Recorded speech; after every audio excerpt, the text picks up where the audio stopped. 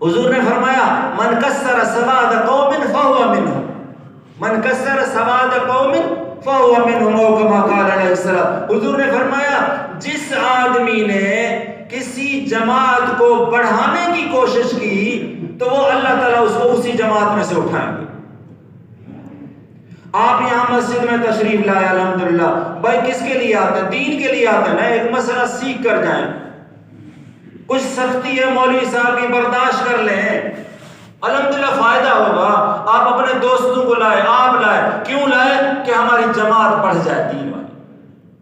جامع مسجد کے اندر، اس مسجد کے اندر ایک جماعت میں اضافہ ہو جائے تو اللہ تعالیٰ، حضور علیہ السلام فرماتے ہیں یہ بندہ قیامت کے دن اٹھے گا تو اسی جماعت کے ساتھ اٹھے گا جس جماعت کے ساتھ اس کو بیٹھنے میں شوق پیدا ہو، پھر اس میں وہ عمل کرے گا، خود بھی عمل۔ دوستو پہلے تو عمل نہیں ہوتا، پہلے تو دوست، اگر آپ نے کسی ایسی مجلس اٹینڈ کی جہاں پر شراب ہے، جہاں پر ڈانس ہے، جہاں پر ہنسنا ہے، جہاں پر مذاق ہے، جہاں پر تیتروں کی لڑائی ہے، بٹیر کی لڑائی ہے، کتوں کی لڑائی ہے اور بیلوں کی لڑائی ہے اور پتہ نہیں کیا کیا خرافات ہیں، اللہ تعالیٰ پھر آپ کو بھی اسی جماعت میں کر اٹھا۔ اللہ معاف فرمائے۔ حضور کی حدیث ہے، میں اس کا ترجمہ تشریح کر رہا ہوں دوستو، تشریح کر رہا ہوں۔ ایک دیوالی تھی، کتاب میں لکھا ہوا ایک جگہ پر، حضرت تھانوی رحمۃ اللہ نے لکھا ہے، فرمایا کہ ایک دیوالی تھی، ایک دیوالی، لوگ دیوالی کے دن دیوالی منا رہے تھے ہندوستان کے اندر۔ ایک کوئی ساتھی جا رہے تھے، کوئی میرے جیسا سادہ مولوی تھا، عمل تو تھا نہیں، بڑی داڑھی تھی، اس نے کہا یار یہ دیکھو، اس کے پاس سے گدھا گزرا، وہ پان کھا رہا تھا، بندہ پان کھا رہا تھا تو گدھا گزرا تھا، گدھے کو کہا تیرے اوپر تو رنگ کسی نے نہیں پھینکا، لوگوں پر تو رنگ پھینکا ہے نا، چلو میں تجھ پر پھینک دیتا ہوں۔ اس نے اپنی پان کی پیک جو ہے نا وہ گدھے پر ڈالی، ایسے مذاق جیسے اپن کرتے ہیں ایک دوسرے کے ساتھ، تو اس نے گدھے پر ایسے مذاق کیا۔ رات کو اس نے خواب میں دیکھا کہ وہ گدھوں کی جماعت میں گھوم رہا ہے۔ اللہ معاف فرمائے۔ یہ نصیحت کے ٹوٹکے ہیں دوستو۔ آپ مجھے کہتے ہیں کہ حدیث میں دکھاؤ، بھائی حدیث میں تو یہ چیزیں نہیں ہیں، تو آپ مجھ سے لڑائی نہ کرنا۔ ایک واقعہ لکھا ہے آپ کی اور میری نصیحت کے لیے، اور یہ خواب تو ہو ہی سکتا ہے نا بھائی۔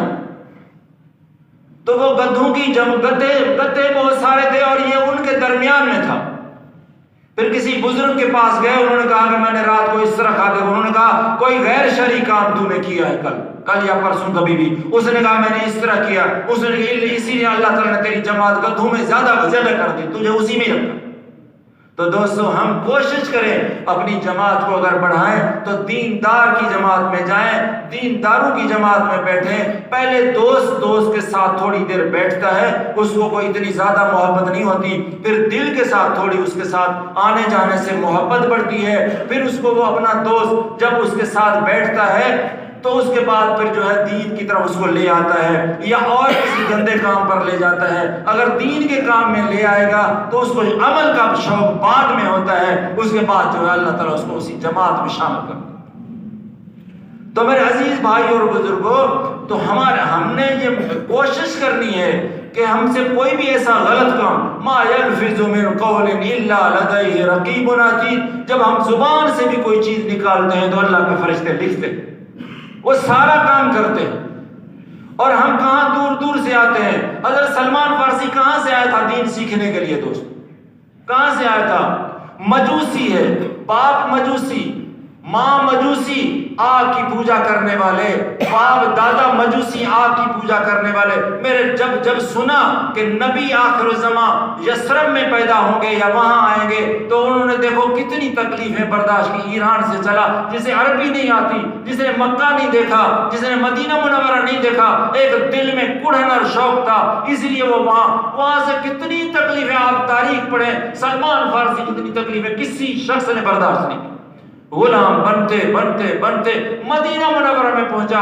اگر رسول اللہ صلی اللہ علیہ وسلم ہاتھ پر ایمان لائے اور اس کو لوگوں نے تانا دیا مدینہ منورہ کے اندر، وہ کہا کہ یہ تو مجوسی ہے، یہ تو ایران کا ہے، ہم عرب ہیں، ہم اسے کسی نے تانا دیا، کسی بندے نے، تو انہوں نے سن لیا، انہوں نے کہا بیٹا میں تو واقعی مجوسی نسل ہوں، میں تو وہ بھی نہیں ہوں، میں تو پانی کا ایک قطرہ ہوں، قیامت کے دن اللہ تعالیٰ مجھے سامنے کھڑا کریں گے، ترازو کو رکھیں گے، اگر میری نیکیاں بڑھ گئی تو میں سب سے اعلیٰ ہوں، اگر مجھے نیکیاں گھٹ گئی تو میرے جیسا ذلیل کوئی نہیں۔ ہم نے آخرت کی فکر چھوڑ دی دوستو، اس لیے ہمارے دل سخت ہو گئے، آج ہم ڈاکو بن گئے، چور بن گئے، جھوٹے بن گئے، حاسدین بن گئے، ساری اللہ کی نافرمانیاں ہمارے اندر کیوں آئی؟ اس لیے کہ ہمارے دل سخت ہو گئے، ہم نے آخرت کو بھلا دیا، اللہ کو بھلا دیا، صحابہ کے اقوال کو، صحابہ کے کردار کو بھلا دیا۔ اللہ ہمیں صحابہ کا کردار نصیب فرمائے۔ وآخر دعوانا